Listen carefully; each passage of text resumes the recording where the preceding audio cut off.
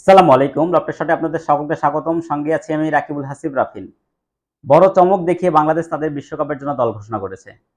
কিন্তু বড় চমক কোনটি? তাসকিনকে ভাইস ক্যাপ্টেন নাকি সাইফুদ্দিনকে দল থেকে বাদ দেওয়া? এই ২ টি বিষয়কে পাশ কাটিয়ে আমার কাছে আরেকটি বড় চমক মনে হয়েছে, সেটা হচ্ছে ট্রাভেলিং রিজার্ভে যে ২ জনকে রাখা হয়েছে। আমাদের বর্তমান সময়ে সবচেয়ে অভাগা ক্রিকেটার যদি কেউ থেকে থাকে তাহলে সেটা হচ্ছে আফিফ হোসেন ধ্রুব। আফিফ হোসেন ধ্রুব হয়তোবা সেরকম চোখে লাগার মতো রিসেন্ট পারফরম্যান্স হয়তো করেনি, কিন্তু তারপরেও তিনি মাঝারি মানের যে পারফরম্যান্স ডোমেস্টিক সার্কিটে এবং ইন্টারন্যাশনাল সার্কিটে করেছেন, সেটার কারণে কিন্তু তাকে দলে রাখাটা অবশ্যই যুক্তিসঙ্গত ছিল। এরপরও আফিফ হোসেন ধ্রুবকে দলে রাখা হয়নি, কিন্তু রিজার্ভ হিসেবে যেহেতু রাখা হয়েছে অবশ্যই তিনি পরিকল্পনার মধ্যে রয়েছেন। এর পাশাপাশি সাইফুদ্দিনকে বাদ দেওয়া হয়েছে, কিন্তু সাইফুদ্দিনকে বাদ দিলেও তাকে কিন্তু আর রিজার্ভ হিসাবে তাকে নেওয়া হয়নি। ট্রাভেলিং রিজার্ভে কিন্তু হাসান মাহমুদকে নেওয়া হয়েছে।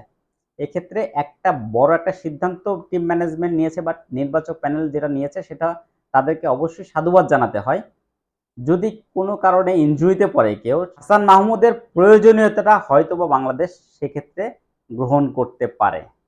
তাসকিনকে নিয়ে কিন্তু ম্যানেজমেন্ট কিছুটা হলেও সন্দিহান, তারপরও তাকে ভাইস ক্যাপ্টেন বানা হয়েছে। যদি তিনি খেলতে না পারেন, যদি কোনো কারণে ফিট না হন, সেক্ষেত্রে সবচেয়ে বেটার অপশন আমার কাছে হাসান মাহমুদকেই মনে হয়েছে। এই জন্য হাসান মাহমুদ এবং আফিফ হোসেন ধ্রুব তাদেরকে ট্রাভেলিং রিজার্ভ হিসেবে যে নির্বাচক প্যানেল সিলেক্ট করেছে, এটা এই জন্য নির্বাচক প্যানেলকে অবশ্যই ধন্যবাদ। বাকি যে স্কোয়াডটা করেছে সেটা কিন্তু আমরা অনেক দিন হলেই আলোচনা করছিলাম এবং এটাই হওয়ার কথা, সেটাই হয়েছে। সাইফুদ্দিনের বাদ পড়ার পিছনে সবচেয়ে বড় কারণ যেটা আমার কাছে মনে হয়েছে সেটা হচ্ছে একটা দুর্ভাগ্যবশত কারণে হয়তোবা তিনি বাদ পড়েছেন।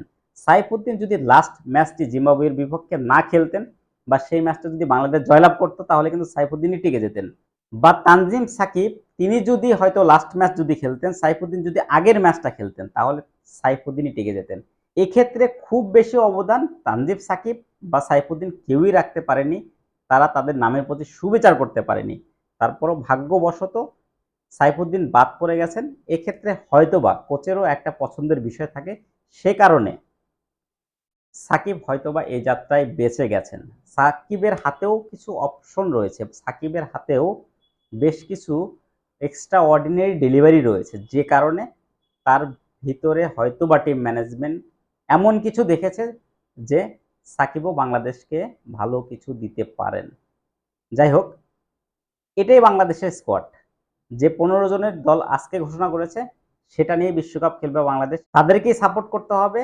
যদি কেউ এখানে নন পারফর্মারও থাকেন তারপরও তাদেরকেই সাপোর্ট করতে হবে, কারণ দিন শেষে এই 15 জনই বিশ্বকাপ খেলবেন। তারপরও সবার প্রতি শুভকামনা রইল, বাংলাদেশ বিশ্বকাপে ভালো করবে, এটা আমাদের সকলেরই প্রত্যাশা। দেখি এবার বাংলাদেশ কি করে। যাই হোক, আজকের মতো বিদায় নিচ্ছি, আবার আসবো অন্য কোনো ভিডিও নিয়ে। এ পর্যন্ত বিদায়, আল্লাহ হাফেজ।